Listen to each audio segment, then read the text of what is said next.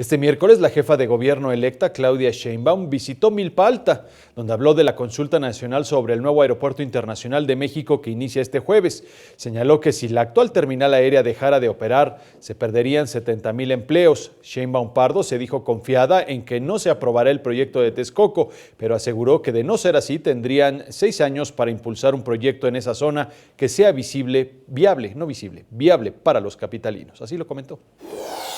En el dado caso que ganara Texcoco, nos vamos a encargar de que haya un buen proyecto. No estamos de acuerdo en que haya un desarrollo inmobiliario en esa zona, porque la ciudad no puede soportar eso. Tendría que ser un proyecto distinto y ya lo hablaríamos en su momento con el gobierno federal, porque finalmente son terrenos federales.